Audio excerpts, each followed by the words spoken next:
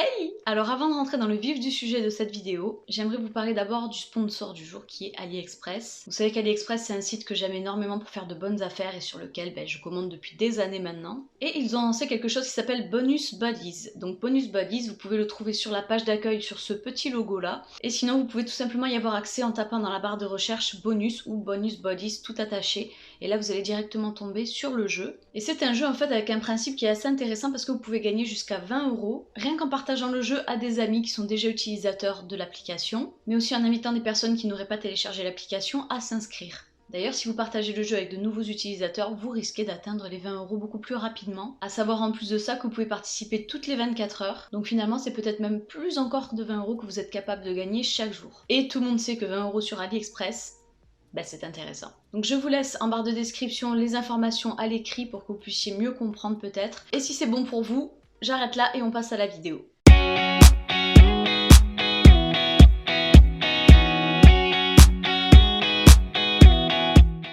Hey! Alors, on a des choses à se dire. Je sais pas si ça va vous faire halluciner, mais en tout cas, moi ça m'a fait halluciner de me voir aller jusqu'au bout de la démarche, en tout cas, la première phase de la démarche.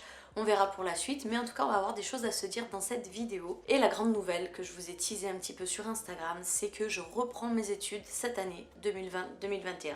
Alors oui, ça peut paraître être comme une drôle de décision, mais en réalité c'est une décision qui travaille dans mon esprit quand même depuis que j'ai arrêté la fac, et pas que la fac d'ailleurs, les études tout court. Et bien que ce soit une décision qui fasse un peu écarquiller les yeux en principe, c'est pas quelque chose qui est si rare que ça. Il y a énormément de personnes qui à un moment donné dans leur vie se disent est-ce que je suis là où j'ai envie d'être? Est-ce que j'ai pas envie d'approfondir? Est-ce que j'ai pas envie de changer? Est-ce que j'ai pas envie de faire justement autre chose en fait? Et je pense que ce qui m'a en partie, parce qu'il y a plusieurs éléments qui m'ont mis un peu le déclic, mais je pense que ce qui m'a en partie précipité un peu à prendre ma décision une bonne fois pour toutes, c'est le fait que ma petite dernière rentre à l'école aussi cette année. Mon chéri c'est pareil, de son côté il se perfectionne, lui il développe des sites internet et des applications. Donc je me suis dit, on va être une famille qui vont un petit peu retourner sur les bancs de l'école tous ensemble, et quelque part ce serait peut-être aussi l'exemple pour les enfants, parce que j'ai envie de montrer aussi cet exemple à mes enfants de on se soutient, tu as tes devoirs, j'ai mes devoirs, on est dans le même bateau, et puis tout simplement pour leur montrer que dans la vie c'est très important d'avoir de l'ambition. Je dis pas que c'est forcément important de réussir, c'est forcément une plus-value quand tu réussis un de tes projets qui te tient à cœur, mais le plus important c'est déjà d'avoir l'ambition et de sauter le cap, parfois de faire quelque chose que tu te dis des fois, qu'est-ce qu'ils vont dire les gens autour de moi?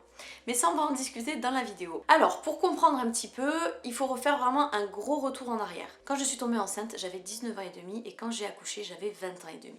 Donc pour ainsi dire, j'avais tout juste le bac en poche, j'avais fait une année sabbatique un petit peu hors de ma volonté, bien sûr, ça m'a été un peu imposé cette année sabbatique, mais je ne rentrerai pas dans les détails. Et là, j'étais contente parce que c'était une année où je reprenais justement déjà mes études de base.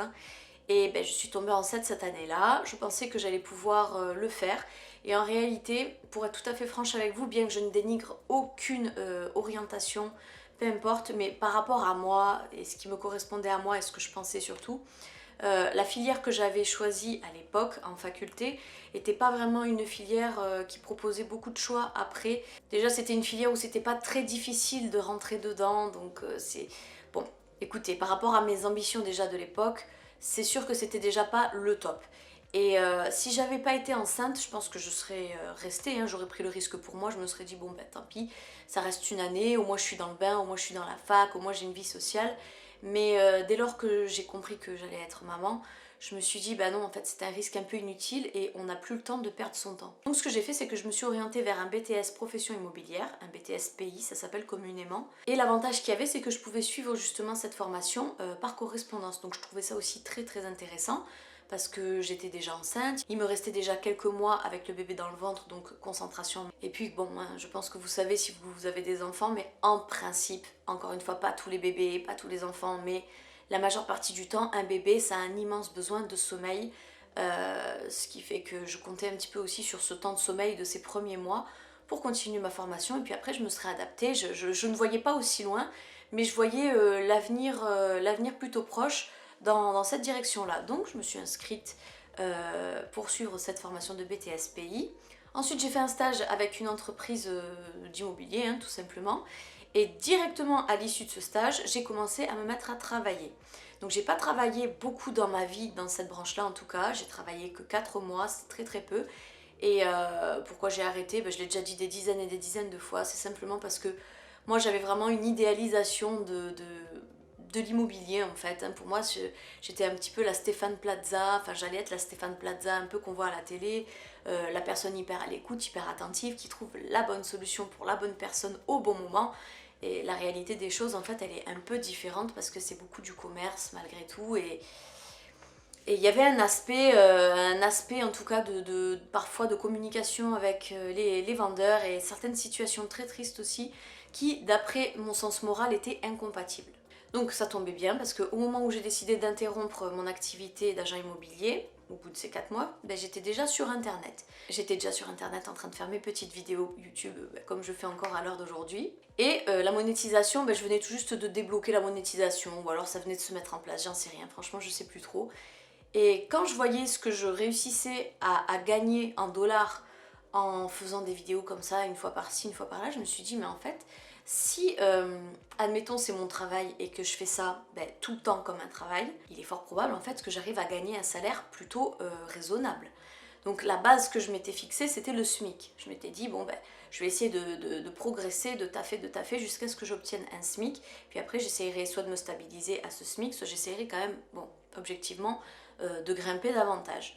Donc j'ai eu de la chance, je dis bien qu'il s'agit de la chance, d'avoir été sur la plateforme au bon moment. Donc ça m'a énormément aidé à concrétiser déjà ce premier projet qui était carrément fou à l'époque parce qu'on parlait pas du tout d'influenceurs, on parlait pas du tout de métier d'influence. Enfin, c'était vraiment un univers qui était inconnu, néant quoi, dans la tête des gens. Qui dit YouTube dit forcément des périodes où des fois tu es extrêmement nerveuse, des périodes où tu as envie de tout envoyer valser, des périodes où tu as envie vraiment d'abandonner. Tu n'as pas vraiment de personnes à qui tu peux t'adresser dans des moments de désespoir un peu comme celui que je suis en train de vous décrire. Il y a des personnes qui pleurent, il y a des personnes qui font carrément des dépressions nerveuses à cause de Internet, j'allais dire de YouTube, mais non, c'est Internet. Le métier de créateur vidéo, de créateur de contenu, d'influenceur, appelez ça comme vous voulez, c'est vrai que c'est, comme je viens de vous expliquer, une profession qui me séduit, qui me convient et qui me correspond à 100%, ça me plaît beaucoup et toujours. Mais malgré ça, j'ai quand même eu cette envie et ce besoin de faire une reprise d'études et c'est à partir de maintenant que je vais vous expliquer donc pourquoi. Alors on va recommencer encore à revenir un peu en arrière, je sais pas cette vidéo pourtant elle est écrite mais je me découle quand je l'explique, je me rends compte. Ce que je veux dire c'est que à l'époque, vous voyez où j'avais 18 ans, que j'étais au lycée, que je devais passer mon bac, on nous demandait un peu déjà de nous renseigner avec des petites fiches sur les métiers ou les filières potentielles qui pourraient nous intéresser pour plus tard. Et c'était tellement cornélien de me demander un truc pareil parce que comment tu veux choisir un truc et te dire je vais m'y tenir toute ma vie? Voilà, j'ai choisi d'être paléontologue, je vais être paléontologue toute ma vie. Voilà, c'est mon métier, c'est ce que j'ai choisi. Moi, c'est impossible pour moi. J'ai trop d'intérêt, j'ai trop de curiosité. Et en plus, il y a des domaines qui m'intéressent, mais de parts complètement différentes. Je peux tout à fait être à la fois vachement fascinée, intéressée par la coiffure, on va dire, et d'un autre côté, je vais être vachement intéressée par l'astronomie. C'était très compliqué en fait, quand on me posait cette question, j'avais l'impression qu'il fallait que je choisisse, que je décide, que je tranche, et c'est même pas juste une impression, c'est ce qu'il fallait que je fasse, et je ne m'en sentais même pas capable. Donc c'était vraiment un peu par défaut, vous voyez que j'avais choisi cette orientation dont je vous parlais en début de vidéo à la fac. Et en plus, pour ne pas arranger les choses, c'est que mon intérêt vraiment très très intense était aussi porté sur les métiers, on va dire, d'orientation scientifique. Sauf que les métiers d'orientation scientifique, bien sûr, les mathématiques sont une science à part entière. Quand on a un niveau comme le mien en mathématiques, on m'a toujours dit abstiens-toi les filières scientifiques. Ok.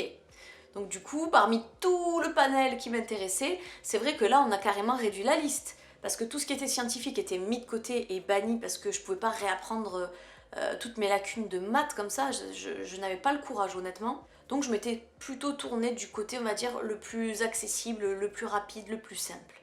Donc après ça, bon, vous connaissez la chanson, je vous ai expliqué, je suis tombée enceinte, patati patata, je suis devenue maman et blabla et YouTube.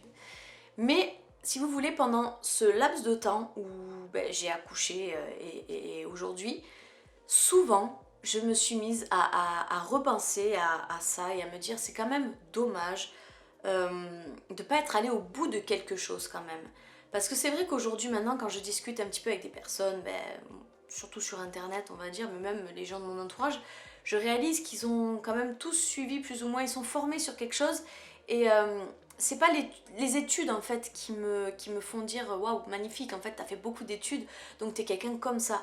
C'est pas le niveau d'études mais c'est le fait d'être complètement accompli et quasiment complet en fait sur une thématique. Voilà, il y a des gens, c'est carrément des experts en leur matière et ça je trouve que c'est génial.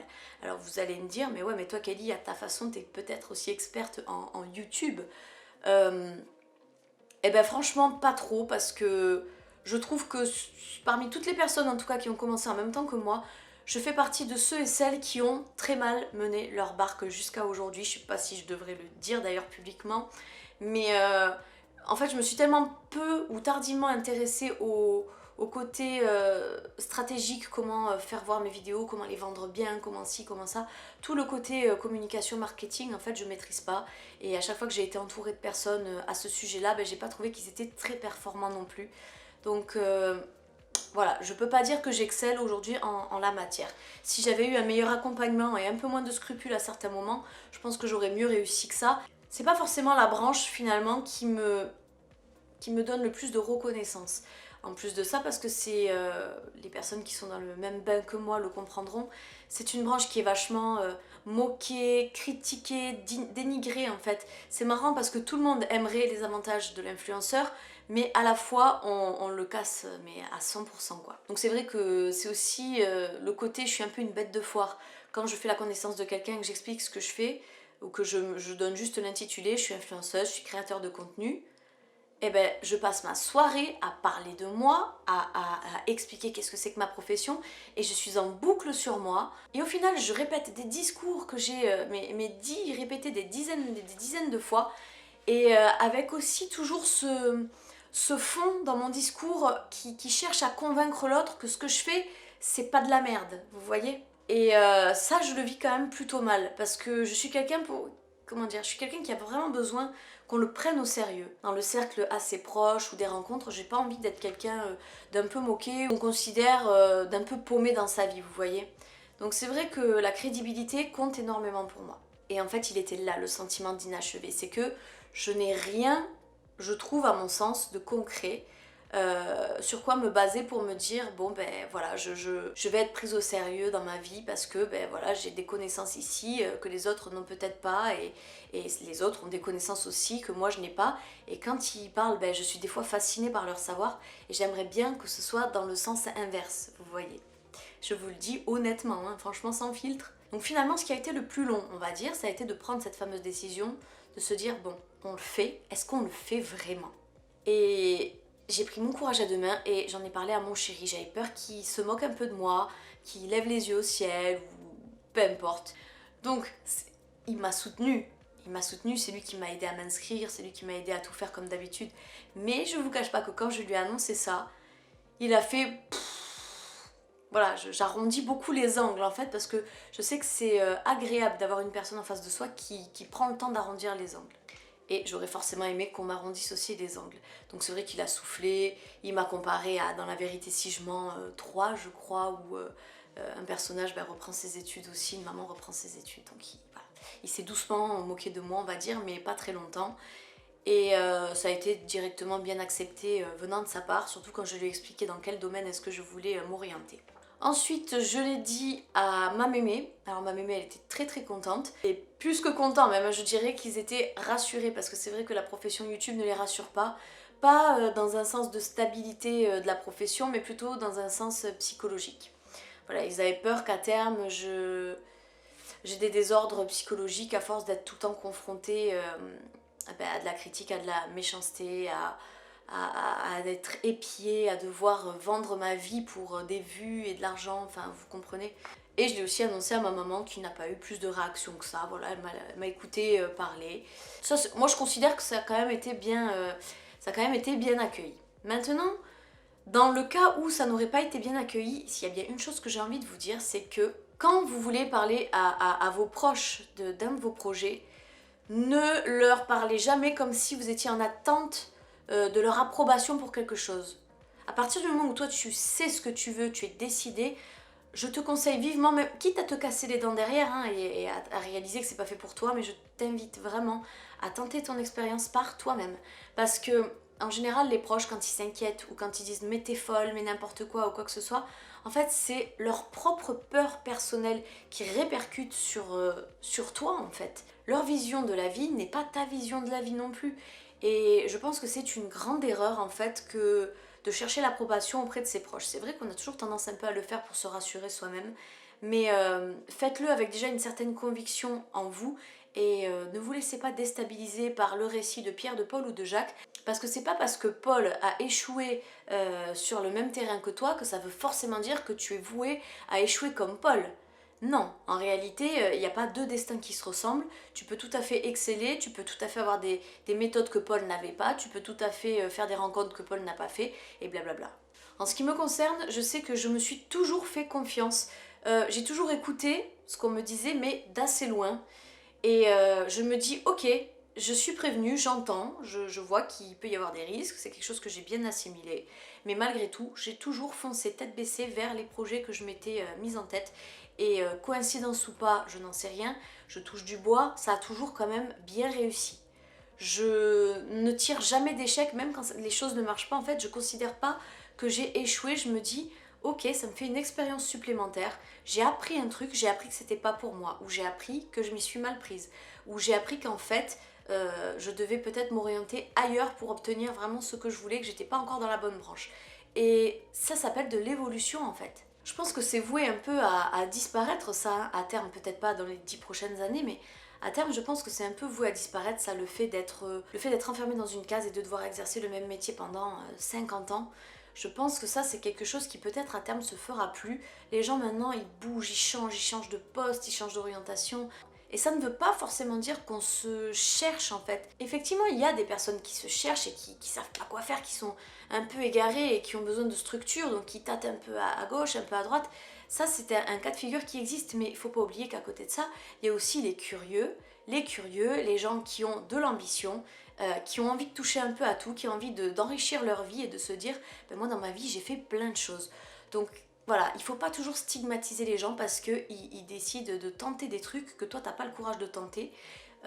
Quand je dis ça, c'est par rapport voilà, peut-être aux familles qui seraient un peu réticentes à vos choix et à vos projets, hein, bien sûr. Donc finalement, cette décision aussi, elle a été prise par vraiment une peur d'avoir plus tard des regrets. J'avais peur d'arriver 10 ans plus tard quand vraiment j'aurais été très âgée. Encore que, il paraît qu'il n'y a pas d'âge pour reprendre les études, d'accord, mais après tout dépend des études. Il y a des études qui sont plutôt courtes, ça encore tu peux le faire quand tu veux, mais il y a des études aussi qui sont très longues et ça il vaut mieux s'y prendre assez tôt. Voilà, donc c'est un petit peu pour cette raison-là que je me suis décidée cette année à reprendre les études parce que je me suis dit, après il risque d'être un peu tard et pour plus tard en fait je me réserve d'autres types de projets. Donc il vaut mieux faire les choses maintenant, battre le fer tant qu'il est encore chaud quoi. Alors je voulais absolument vous annoncer ça parce que voilà c'est la période de rentrée, je me suis dit que cette vidéo ça tombait à pic en fait de vous annoncer ça à un moment de rentrée. Cela dit, je ne vais pas vous dire dans cette vidéo de quelles études il s'agit. La seule chose que je vais pouvoir vous dire dans cette vidéo c'est que c'est une voie ambitieuse et chronophage. Ah, voilà. J'ai pas forcément choisi la filière, l'orientation on va dire la plus simple. C'est ni plus ni moins qu'un rêve vraiment d'enfant que j'ai envie de concrétiser. Je suis vraiment très attirée par cette voie depuis toujours et je me suis dit c'est le moment ou jamais d'essayer de voir si c'est fait pour moi ou pas. Donc pourquoi est-ce que je veux pas vous dire aujourd'hui de quoi est-ce qu'il s'agit ?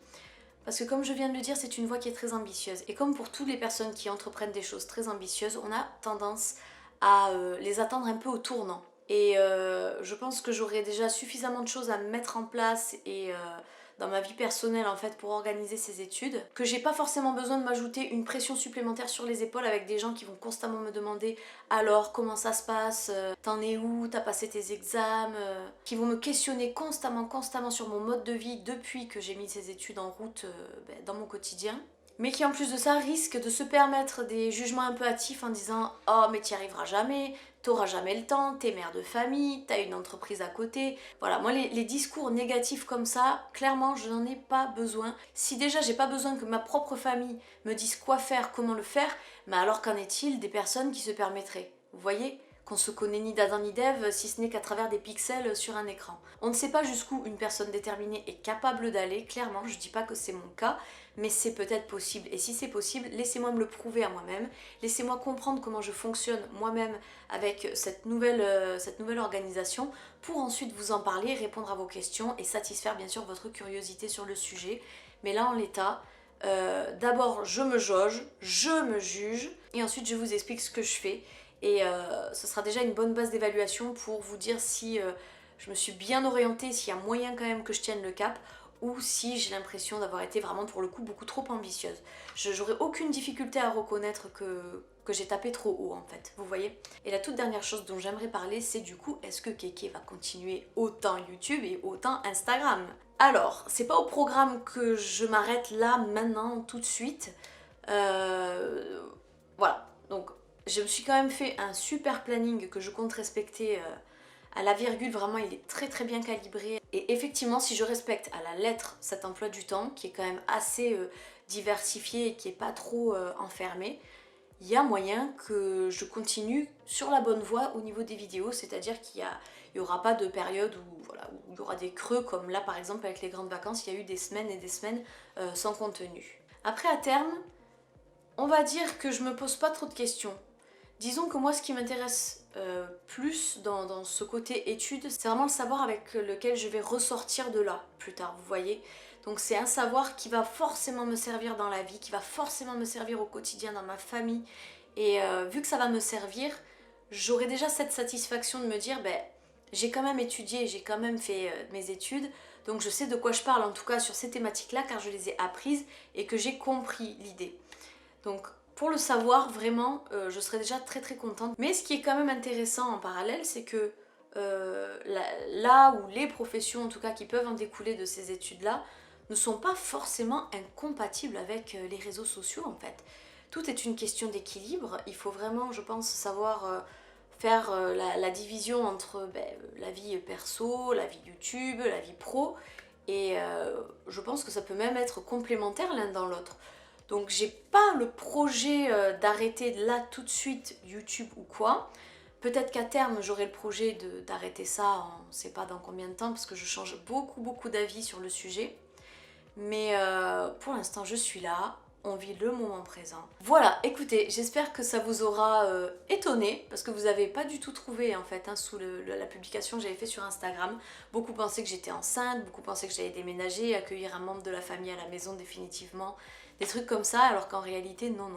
Et sur ce, je vous embrasse très fort et je vous dis à très bientôt. Bye bye!